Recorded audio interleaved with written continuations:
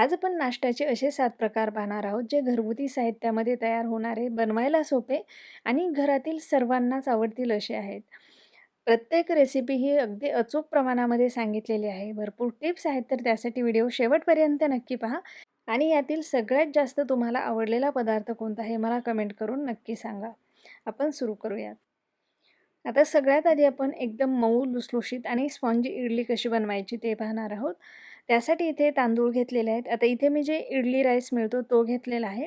तुम्ही रेशनचा किंवा कुठलाही जुना तांदूळ यासाठी घेऊ शकता. तर ते 3 वाट्या एवढे तांदूळ घेतले. आता सगळ्यात आधी हे तांदूळ आपल्याला स्वच्छ धुवून घ्यायचे.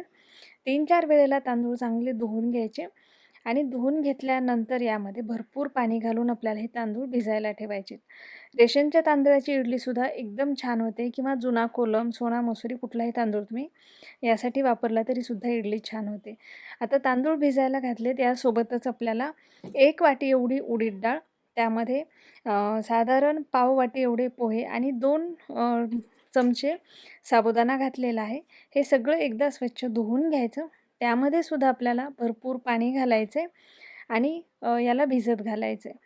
पाणी जास्त लागतं यासाठी. सोबतच थोडे आपण यामध्ये मेथीदाणे घालूयात साधारण चमचाभर आणि हे सगळं आपल्याला 5 ते 6 तास भिजायला ठेवायचे. डाळ तांदूळ 5-6 तास भिजल्यानंतर याला आपल्याला मिक्सरमधून बारीक करून घ्यायचं आहे.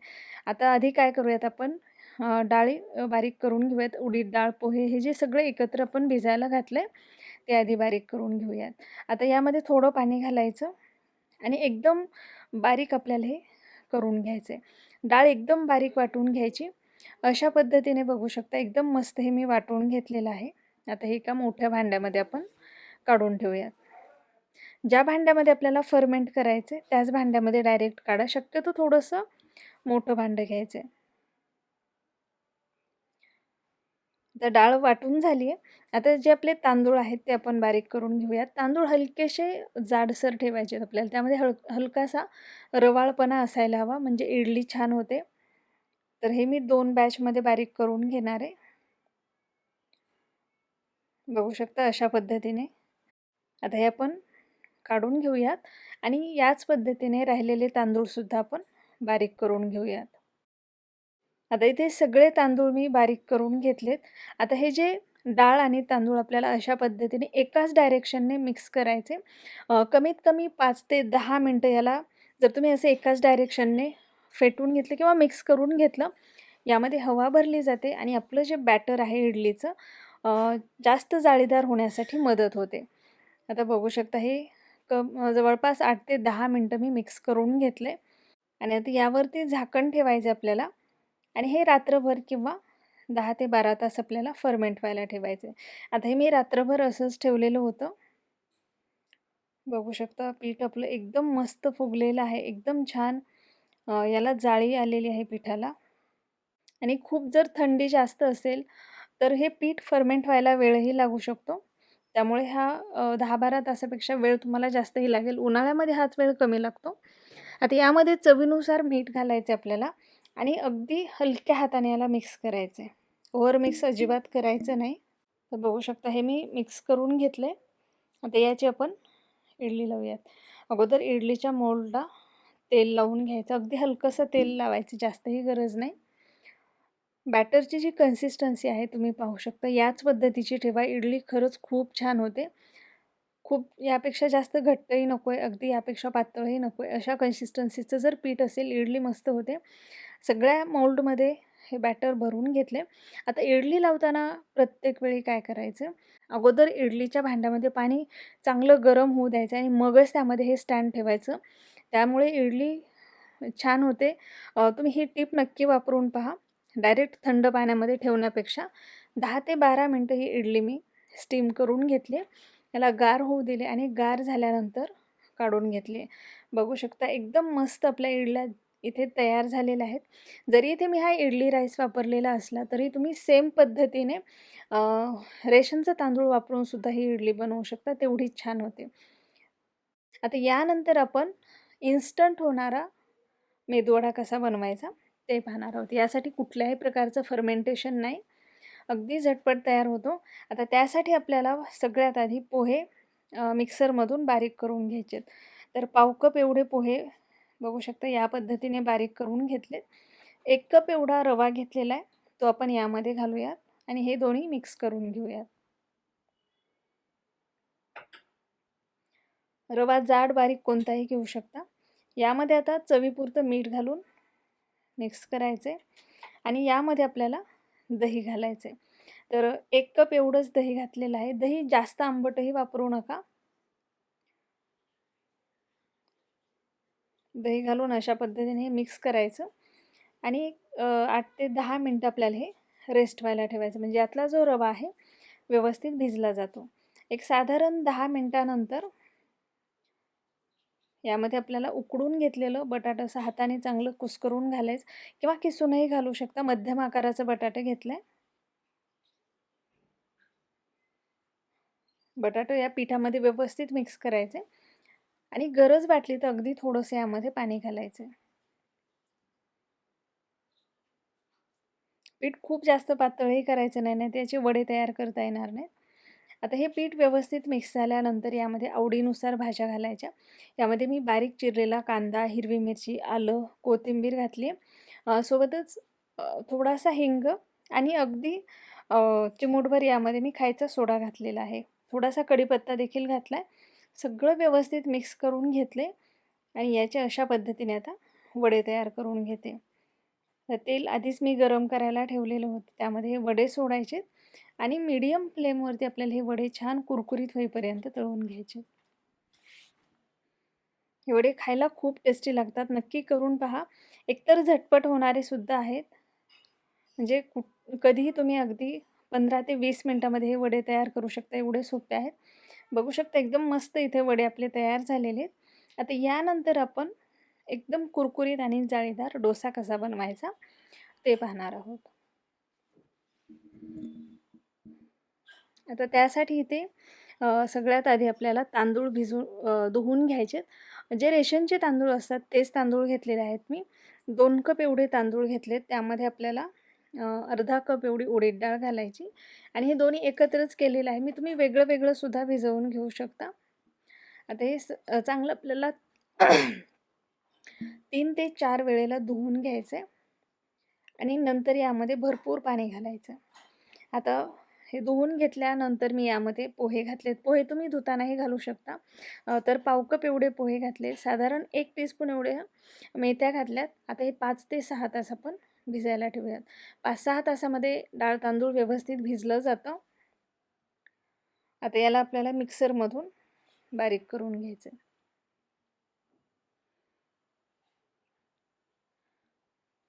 तर अशा पद्धतीने बघू शकता. इडलीपेक्षा थोडंसं बारीक पीठ लागतं डोश्याला. तर या पद्धतीने हे सगळं आपल्याला मिक्सरमधून काढून घ्यायचं आहे आणि एका मोठ्या पातेल्यामध्ये हे बॅटर आपल्याला काढून ठेवायचं आहे. आता सगळं डाळ तांदूळ इथे मी मिक्सरमधून बारीक करून घेतलं आहे. कन्सिस्टन्सी पाहू शकता. खूप जास्त पातळही नको आहे आणि खूपच घट्टसुद्धा नको आहे. यामध्ये 1 चमचा साखर घातलेली आहे. यामुळे डोश्याला रंग खूप छान येतो. ही ट्रिकसुद्धा नक्की वापरून पहा. आता साखर घालून हे 5 ते 7 मिनटं चांगलं एकाच डायरेक्शनने फेटवून घेतलं, मिक्स केले. आता यावरती झाकण ठेवून हे मी रात्रभर असंच फर्मेंट व्हायला ठेवलेलं होतं. आता दुसऱ्या दिवशी बघू शकता पीठ चांगलं फुगलेलं आहे. आता यामध्ये आपल्याला मीठ घालायचं आहे आणि हलकंसंच याला मिक्स करायचं आहे. ओव्हर मिक्स करायचं नाही. आता आपला डोसा बनवण्यासाठी पीठ तयार आहे. बघू शकता इडलीपेक्षा डोशाचं पीठ थोडंसं पातळ लागतं. अशा पद्धतीने आपल्याला डोसा याचा तयार करून घ्यायचा आहे. तांदूळ तुम्ही रेशनचा वापरा किंवा इडली राईस वापरा, कुठलाही वापरा, इडली असो डोसा असो. तर प्रमाण व्यवस्थित घेतलं किंवा त्याचं जे बॅटर आहे ते जर व्यवस्थित तयार केलं तर इडली डोसा छानच होतो. आता हा डोसा व्यवस्थित भाजल्याशिवाय त्याला खालच्या बाजूने असा सोनेरी रंग आल्याशिवाय याला पलटायचं नाही. नाहीतर बऱ्याचदा असं होतं की डोसा भाजायच्या पूर्वीच जर तुम्ही काढायला गेलात, भाजण्यापूर्वीच जर काढायला गेलात तर तो तव्याला चिकटतो. त्यामुळे जेव्हा तो व्यवस्थित असा भाजला जाईल तेव्हाच काढायचा. बघू शकता एकदम क्रिस्पी आणि खूप छान जाळीदारच आपल्या इथे डोसासुद्धा तयार झालेला आहे. आता यानंतर आपण आप्पे कसे बनवायचे ते बघणार आहोत. तर आप्पेसुद्धा या पद्धतीने जर बनवले तर एक तर खायलाही चविष्ट होतात आणि खूप स्पॉन्जीही होतात. आता त्यासाठी इथे तांदूळ घेतलेला रेशनचाच तांदूळ घेतलेला आहे मी. तर 3 कप एवढे तांदूळ आहेत, हे स्वच्छ धुवून घ्यायचे अशा 3 ते 4 वेळेला. त्यामध्ये भरपूर पाणी घालायचे आणि हे बाजूला ठेवायचं. आता दुसऱ्या भांड्यामध्ये आपल्याला अर्धा कप एवढी उडीद डाळ घ्यायची, त्यामध्येच पाव कप मूग डाळ आणि पाव कप एवढी चणा डाळ घालायची. आता या डाळीसुद्धा आपल्याला चांगल्या धुवून घ्यायच्यात.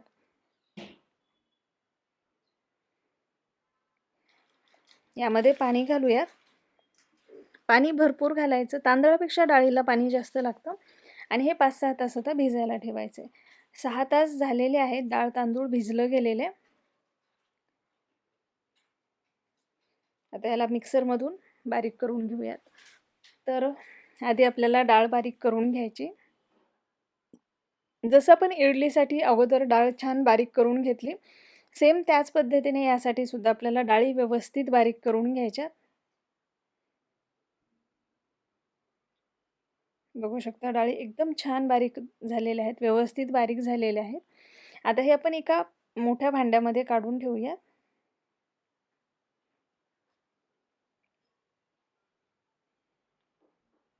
आणि आता तांदूळ बारीक करायला घेऊयात.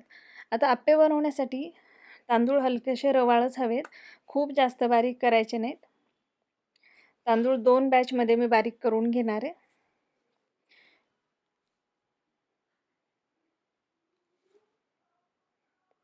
बघू शकता हे व्यवस्थित झाले. याच पद्धतीने राहिलेले तांदूळ सुद्धा मी बारीक करून घेणार आहे. आता हे इडली, डोसा किंवा आप्पे असतील, या प्रत्येक पदार्थासोबत चटणी, सांबर, बटाट्याची भाजी असेल, चटणीचे वेगवेगळे प्रकार असतील, हे सगळे आपल्या चॅनलवरती आहेत. तर तुम्ही प्लेलिस्ट जर चेक केली साऊथ इंडियन पदार्थाची, तर त्यामध्ये तुम्हाला हे सगळे पदार्थ मिळतील. आता हे सगळं एकदा अशा पद्धतीने आपल्याला हाताने 5 ते 7 मिनटं कमीत कमी एकाच डायरेक्शनने व्यवस्थित मिक्स करायचं आहे. म्हणजे त्यामध्ये हवा भरली जाते, बॅटर छान होतं, मस्त जाळीदार होतं. तर प्रत्येक साऊथ इंडियन पदार्थ बनवताना जर तुम्ही हे छान एका डायरेक्शनने असं फेटून घेतलं, तर त्याचा रिझल्ट खरंच खूप छान येतो. आता हे व्यवस्थित मिक्स करून झालं, यावर झाकण ठेवूयात आणि हे आपण रात्रभर असंच ठेवूयात.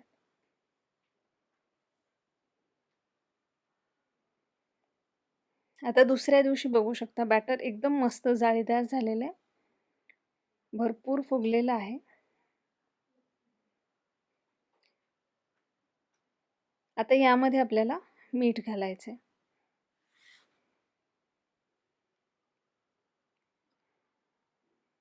आणि याला हलकंसंच मिक्स करून घेऊयात, खूप जास्त मिक्स करायचं नाही.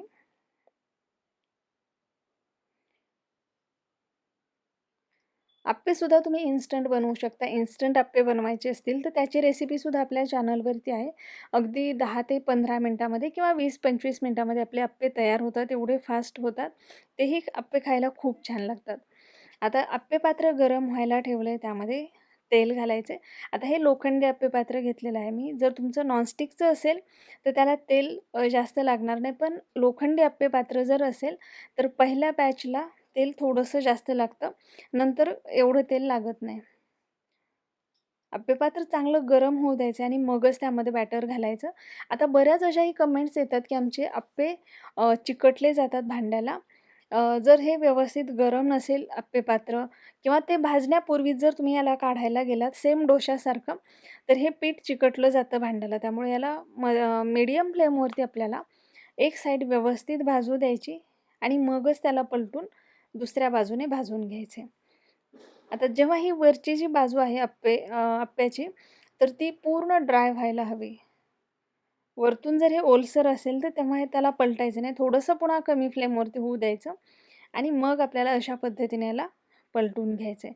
तर बघू शकता एकदम मस्त रंगही खूप सुरेख आलेला आहे याला आणि हे एकही चिकटलेलं नाही आहे.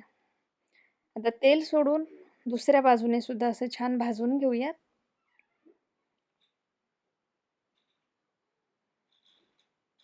आता हे दोन्हीही बाजूंनी आप्पे व्यवस्थित भाजले गेलेले आहेत बघू शकता. एकतर हे जाळीदारही झालेले आहेत आणि रंग एकदम मस्त आलेला आहे. म्हणजे आपण जे घेतलेलं प्रमाण आहे एकदम परफेक्ट आहे. तर बघू शकता हे खूप छान झालेले आहे. यासोबत चटणी कशी बनवायची त्याची रेसिपी चॅनलवरती आहेच. आता यानंतर आपण अगदी इन्स्टंट होणारा रवा डोसा कसा बनवायचा ते पाहणार आहोत. बऱ्याचदा काय होतं, रवा डोसा बनवताना प्रमाण चुकतं, डोसा व्यवस्थित निघत नाही, कुरकुरीत होत नाही. तर ही रेसिपी परफेक्ट आहे. यामध्ये मी तुम्हाला सगळं अचूक प्रमाण देणार आहे. आता त्यासाठी काय करायचं आपल्याला, सगळ्यात आधी दही घ्यायचं आहे. तर साधारण आपल्याला पाव वाटी किंवा पाव कप एवढं दही घ्यायचं. दही असं चांगलं फेटून घ्यायचं आहे. रवा मिक्स करण्यापूर्वीच दही फेटून घ्यायचं, म्हणजे त्यामध्ये गुठळ्या राहणार नाहीत. नंतर त्यामध्ये आपल्याला अ, रवा घालायचा 1 वाटी एवढा आणि तांदळाचं पीठ घालायचं साधारण पाऊण वाटी एवढं. आणि या सगळ्याच साहित्याची लिस्ट मी तुम्हाला कॅप्शनमध्ये देते, डिस्क्रिप्शनमध्ये देते, नक्की चेक करा. आता हे सगळं आपल्याला मिक्स करायचं आहे व्यवस्थित. यामध्ये गुठळ्या न होऊ देता. यामध्ये मी 2 वाट्या एवढं सुरुवातीला पाणी घातलेलं आहे. असं मिक्स करून घेते. सुरुवातीला जास्त पाणीही घालायचं नाही, नाहीतर बऱ्याचदा काय होतं, तांदळाच्या छोट्या-छोट्या गाठी तयार होतात आणि मग डोसा व्यवस्थित होत नाही. त्यामुळे सुरुवातीला थोडंसंच पाणी घालायचं, मिक्स करायचं आणि नंतर आपल्याला यामध्ये पाणी मिक्स करायचं आहे. आता पुन्हा मी आणखी यामध्ये 2 वाट्या पाणी घालून हे मिक्स करून घेतलं आहे. आता यामध्ये चवीनुसार मीठ घालायचं आणि रवा डोसा बनवताना मीठ शक्यतो थोडंसं कमी घालायचं, कारण यामध्ये पाण्याचं प्रमाण जास्त असतं. जेव्हा आपण याचा डोसा बनवतो तर ते थोडंसं रिड्यूस होतं आणि मग डोसा खारट होण्याची शक्यता असते. आता यामध्ये आपण जिरं घालूयात.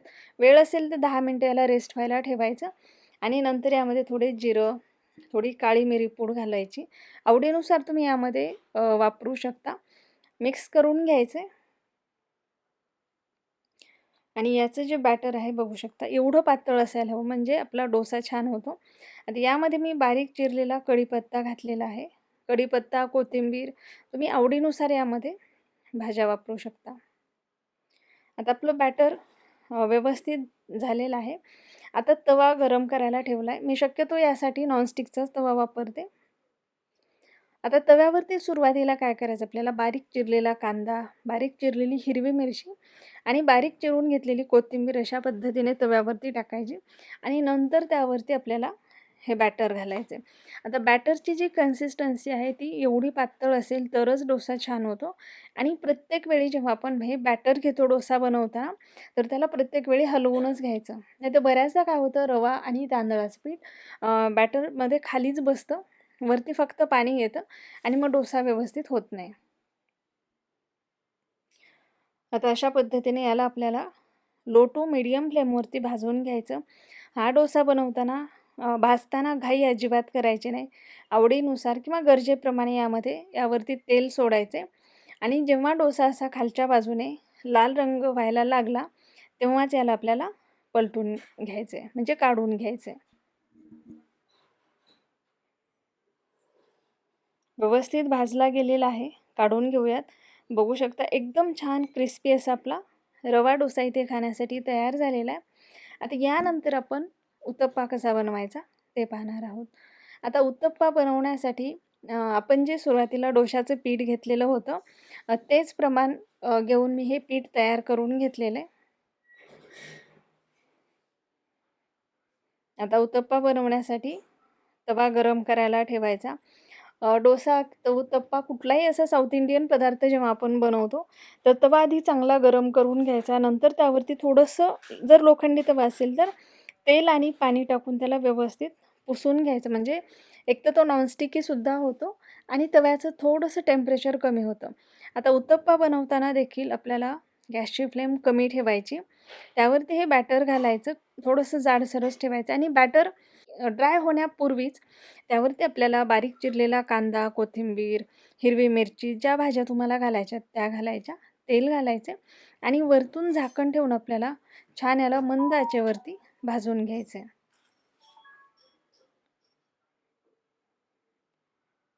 तर बघू शकता खालची बाजू जेव्हा व्यवस्थित भाजली जाईल, तेव्हाच याला आपल्याला काढून घ्यायचं आहे. त्यामुळे गॅसची फ्लेम शक्यतो कमीच ठेवा.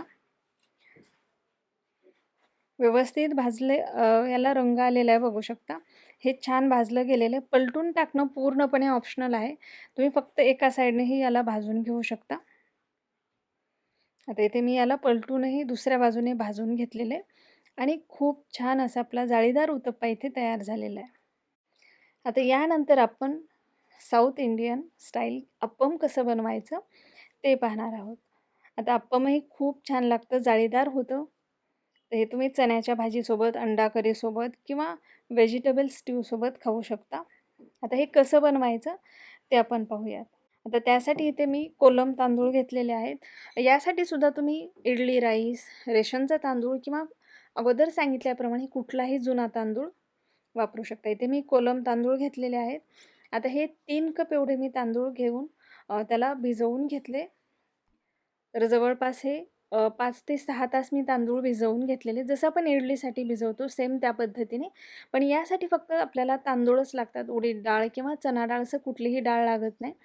तांदूळ चांगले 6-7 तास भिजल्यानंतर त्यातलं पाणी काढून टाकायचं आणि हे आपल्याला मिक्सरमधून थोडंसं पाणी घालून वाटून घ्यायचं, बारीक करून घ्यायचं.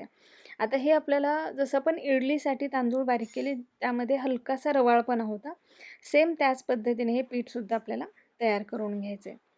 आता हे सगळे तांदूळ मी अशा पद्धतीने बारीक करून घेतलेत. आता एका पातेल्यामध्ये काय करायचं, यातलं 2 चमचे फक्त पीठ आपल्याला काढून घ्यायचं. त्यामध्ये भरपूर पाणी घालायचे आणि याला आपल्याला थोडंसं शिजवून घ्यायचं आहे. आणि याला शिजवताना गॅसची फ्लेम कमीच ठेवायची. याला सतत हलवत राहायचं, नाहीतर पातेल्याला लागू शकतं. आणि पीठ अगदी थोडंसं घ्यायचं, 2 ते 3 चमचेच पुरेसं होतं. पाणी मात्र भरपूर घालायचं आणि याला व्यवस्थित आपल्याला शिजवून घ्यायचं आहे. यामुळे काय होतं, एकतर आपलं जे अप्पम आहे खूप स्पॉन्जी होतं. जर तुमच्याकडे भात असेल तयार तर तुम्ही भातही घालू शकता याच्याऐवजी. पण ट्रेडिशनल जी पद्धत असते त्यामध्ये अशा पद्धतीने पीठ शिजवतात आणि हे शिजवलेलं पीठ पूर्णपणे गार होऊ देतात आणि गार झाल्यानंतर त्या पिठामध्ये मिक्स करतात. एक तर डायरेक्ट मिक्सही करू शकता. जर डायरेक्ट तुम्हाला वाटत असेल हे मिक्स होणार नाही, तर हे गार झाल्यानंतर असं मिक्सरच्या भांड्यामध्ये घ्यायचं. त्यामध्ये नारळ घालायचा. तर 1 नारळ घेतलेला आहे. त्याला खिसून किंवा खरबडवून घ्यायचं. ते आपल्याला या मिक्सरच्या भांड्यामध्ये घालायचे. यामध्ये पाणी घालायचं आणि हे एकदा मिक्सरला हलकंसं फिरवायचं आहे. कारण नारळही आपण बारीक करून घेतलेलं ऑलरेडी, पीठही शिजवलेलं आहे. फक्त हे व्यवस्थित मिक्स व्हावं एवढ्यासाठीच आपण हे मिक्सरमधून फिरवून घेतलं आहे. आता हे आपल्याला या बॅटरमध्ये घालायचं आहे आणि याला मिक्स करून घ्यायचं. आणि आता यामध्ये आपल्याला साधारण अर्धा टीस्पून एवढं ईस्ट घालायचं आहे. इन्स्टंट ड्राय ईस्ट आहे हे. हे तुम्हाला कुठल्याही किराणा दुकानामध्ये, ऑनलाईन कुठेही मिळेल किंवा जिथे बेकरीचं साहित्य मिळतं तिथेही घेऊ शकता तुम्ही. केकचं साहित्य जिथे मिळतं तिथे.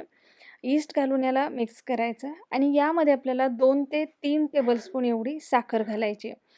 साखर घालणं यामध्ये जरुरी आहे. त्यामुळे याला चवही छान येते आणि ईस्ट ॲक्टिवेट व्हायला मदत होते. आता हे मिक्स करून घ्यायचं आपल्याला. व्यवस्थित मिक्स झालं आहे. आता यावर झाकण ठेवायचं आणि हे आपल्याला 8-10 तास किंवा रात्रभर फर्मेंट व्हायला ठेवायचं आहे. आता हे मी रात्रभर असंच ठेवलेलं होतं. आता दुसऱ्या दिवशी बघू शकता आपलं पीठ फुगून डबल झालेलं आहे आणि खूप छान जाळीदार झालेलं आहे. याला आपल्याला हलकंसं मिक्स करायचं. ओव्हर मिक्स केलं तर याची जाळी कमी होते.